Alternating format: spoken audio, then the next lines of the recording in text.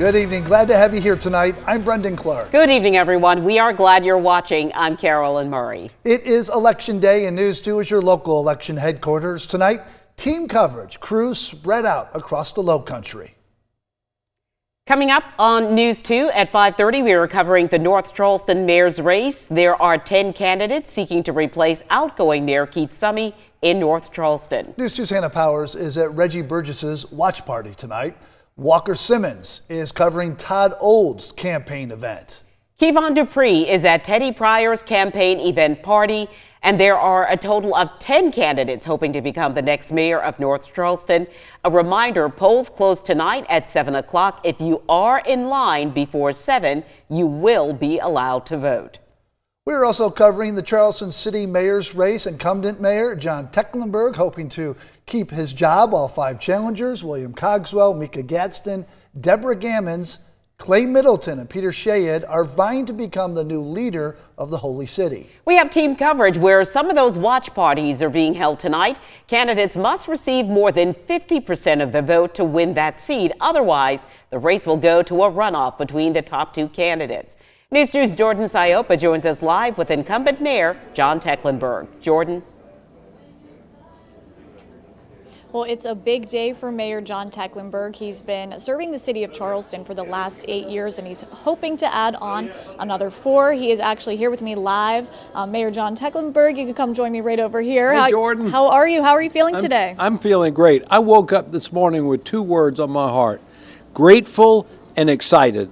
I'm grateful that God gave us this beautiful day for such a beautiful city, and excited to have the opportunity to continue to serve our city and its citizens. Now, you said earlier that there's a very good possibility that there could be a runoff just with 6 candidates in the running. If that is the case, how will you work to get those voters back at the polls in 2 weeks? Oh, just as we're doing, encouraging people to vote today. And by the way, polls are open till 7 o'clock. As long as you get there by 7 o'clock, you can vote today. But it's hard with the math with 6 candidates to get over 50%. So it may be a race for 2 more weeks, which is fine. We're ready to take that on and get our folks out to vote in 2 weeks if that happens. And if you are reelected, what do you hope these next 4 years look like? These next 4 years are going to be about continuing to support our public safety officers, our police and fire department, emergency management, really make further progress, real progress on infrastructure for our flooding and drainage systems, and continue to work on improving affordability for housing.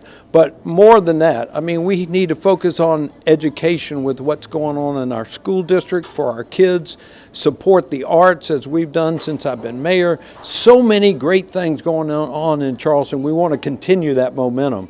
For sure. Well, best of luck tonight, and we will be here tonight. His watch party kicks off at 7:30. We'll have a live report tonight at 10 and 11. Reporting live in Charleston, I'm Jordan Siopa. Count on 2.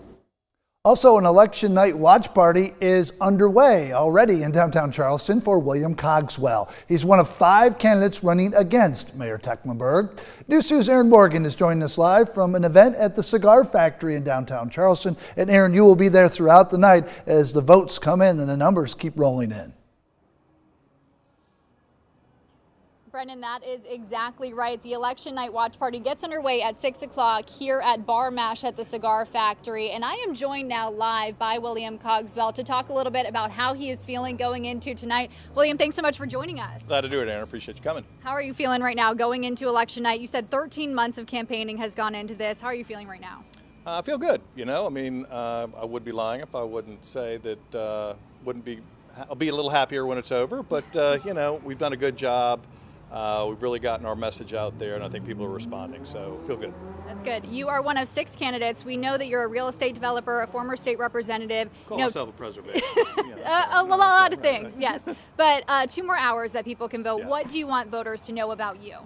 I think it's time for a change in Charleston. I think we have a lot of good things going for us, but as a city and as a region, I think we need to change on how we're growing. I think we need to deal with crime, and I think, you know, basic government services are my platform. And And again, it's been really resonating with people, and we're seeing a good turnout in the polls today, which is encouraging.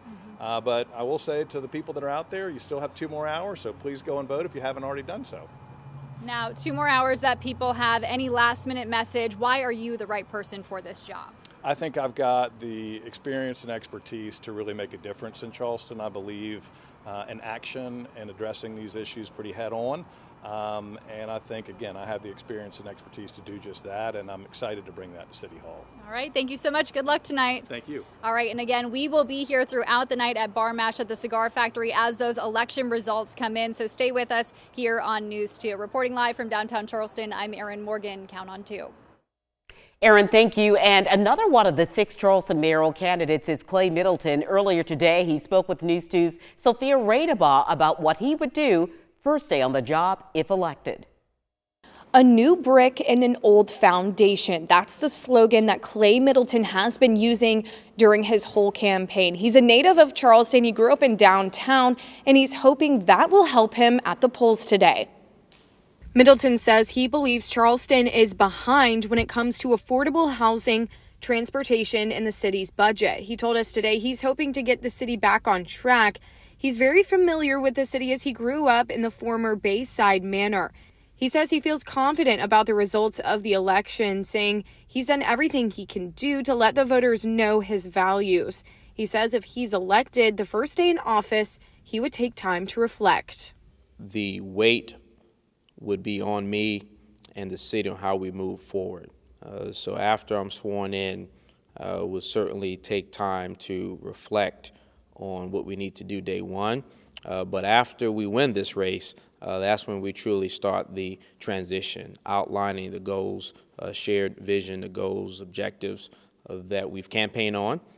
Because campaigning is one thing, governing is something else. And of course, stick with News 2 as we track the polls and keep you updated on results. In Charleston, Sophia Radabaugh, Count on 2. Continuing our team coverage of the Charleston mayoral race, News 2's Delilah James spoke with Deborah Gantt about how she's feeling as voters head to the polls.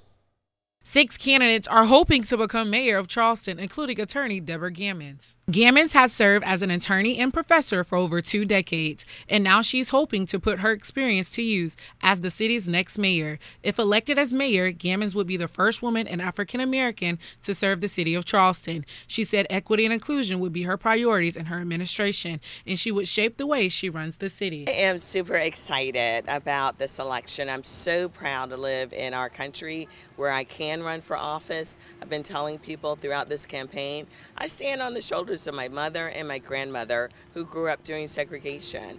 And I have their strength, I have their tenacity, I have their optimism. So serving as mayor would be fantastic. I will represent everyone. Again, today is the last day to cast your vote, and all polling locations closes tonight at 7 p.m.